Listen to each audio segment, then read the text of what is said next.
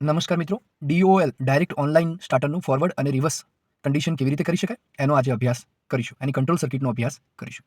તો સૌપ્રથમ આપણે જોઈએ કે એની કંટ્રોલ સર્કિટ કેવી રીતે બનાવાય. કંટ્રોલ સર્કિટમાં મુખ્યત્વે એલિમેન્ટની વાત કરીએ તો overload relay, 2 contactor, 2 start button અને 1 સ્ટોપ બટનનો યુસેજ થતો હોય છે. ઓવરલોડ રિલેનો ઉપયોગ મિત્રો કોઈપણ પ્રકારની કોઈ વાયર અંદરથી તૂટી ગયો હોય, સિંગલ ફેઝિંગ થઈ ગયું હોય, જેના કારણે ઓવરલોડ થતું હોય, કરંટ વધારે લેતું હોય તો એ કન્ડિશનમાં ઉપયોગ થતો હોય છે. ઓવરલોડ રિલેના 95 અને 96 નંબરના ટર્મિનલનું આપણે કનેક્શન તરીકે ઉપયોગ કરતા હોઈએ છીએ, જે નોર્મલી ક્લોઝ પોઝિશનમાં હોય છે. 95 નંબરનો ટર્મિનલ આપણે ફેઝ જોડે કનેક્ટ કરીએ છીએ અને 96 નંબરનો ટર્મિનલ એ સ્ટોપ બટનના NC કોન્ટેક્ટ સાથે.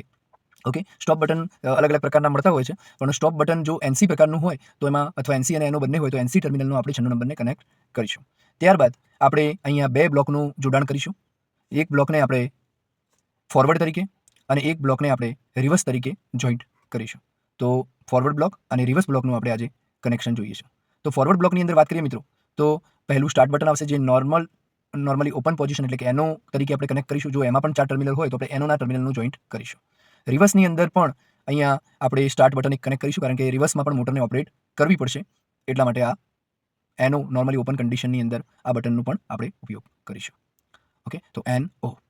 એના પછી જોઈએ તો હવે મેઇન કોન્ટેક્ટર બ્લોક આપણે અહીંયા દોરી દઈએ અને એને રિવર્સ તરીકે ડિનોટ કરીએ.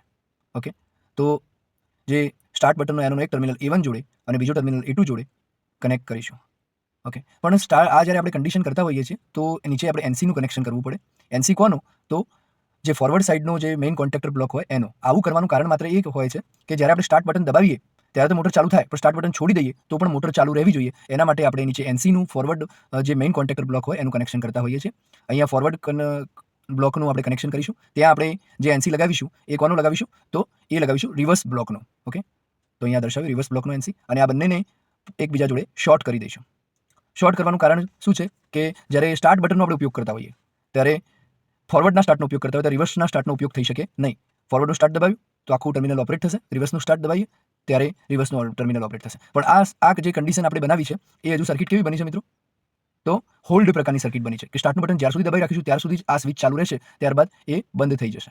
તો એને અટકાવવા માટે આપણે શું કરીશું એ હવે આપણે જોઈએ. તો અહીંયા એક ટર્મિનલ આપણે R દર્શાવ્યું છે, જ્યાં ઉપર 3 ફેઝ કનેક્શન હોય તો R અને Y આપી શકાય, અથવા જો સિંગલ ફેઝ હોય તો ઉપર ફેઝ અને ન્યુટ્રલ આપી શકાય. તો અહીંયા જોઈએ મિત્રો તો આ રીતે 3 સ્વિચો, 2 ગ્રીન એટલે કે 2 સ્ટાર્ટ બટન ફોરવર્ડ અને રિવર્સના, અને વચ્ચે જે છે એ સ્ટોપ બટન છે. સ્ટોપ બટન કરીશું એટલે જે નોર્મલી ક્લોઝ કોન્ટેક્ટમાંથી નોર્મલી ઓપન કોન્ટેક્ટ થશે, જેના કારણે આખી સર્કિટમાં સપ્લાય મળતો બંધ થઈ જશે. આ કંટ્રોલ વાયરિંગ એટલા માટે કહેવાય છે કે આ સિંગલ ફેઝ ઉપર વાયરિંગ ચાલતું હોય છે, અને પછી એની અંદર મેઇન કોન્ટેક્ટર બ્લોકની અંદર આપણે વાયરિંગ કરતા હોઈએ છીએ 3 ફેઝ એટલે પાવર સર્કિટનું વાયરિંગ કરતા હોઈએ છીએ. તો આ પ્રકારે આપણે વાયરિંગ કરી શકીએ અને આપણી સર્કિટનો યુસેજ કરી શકતા હોઈએ છીએ. હવે આપણે અહીંયા એની પેરેલલ મેં તમને કીધું કે હોલ્ડ પ્રકારની સર્કિટ છે, એટલે હવે જો એને એક જ વખત બટન પ્રેસ કરીને મોટર ચાલુ રહેવા દેવી હોય તો આપણે NO ટર્મિનલનું જોડાણ પણ 13 અને 14 નંબરના ટર્મિનલનું જોડાણ સ્ટાર્ટ સાઈડે ફોરવર્ડમાં અને સ્ટાર્ટ સાઈડે રિવર્સમાં પણ કરીશું. અહીંયા NO નો ફોરવર્ડ બ્લોક જ કનેક્ટ કરવાનો છે અને સામેની સાઈડે NO નો રિવર્સ બ્લોક જ કનેક્ટ કરવાનો છે. તો આ કરવાનું પર્પઝ ખાલી એટલું છે કે તમે બટન દબાવ્યું એટલે જે મેગ્નેટિઝમથી સર્કિટ ઉપરની સાઈડે આકર્ષાય, તો એ આકર્ષાયેલી સર્કિટ ઉપર ને ઉપર રહે અને ઓટોમેટિકલી ઓપરેટ થતી રહે આપણે સ્વિચ છોડ્યા પછી પણ. એના માટે આનો ઉપયોગ કરતા હોય. જો આ ન કર્યું હોત, આ જો પેરેલલમાં અક્રોસમાં ન લગાવ્યું હોત તો આપણે બટન દબાવીને છોડી શકત નહીં. અહીંયા શું થશે, ગ્રીન બટન દબાવીશું પછી બીજા ગ્રીન પર જવા પ્રયત્ન કરીશું તો પણ જઈ શકીશું નહીં. અહીંયા હું દર્શાવી દઉં છું, આ ફોરવર્ડના બટન તરીકે ઉપયોગ કરવાનો છે અને આનો ઉપયોગ રિવર્સના બટન તરીકે કરવાનો છે. ઓકે, તો આ પ્રકારનું વાયરિંગ આપણે કંટ્રોલ સર્કિટની આપણે આનું પ્રેક્ટિકલ પણ જોવાના છીએ ટૂંક સમયમાં. જય હિન્દ મિત્રો.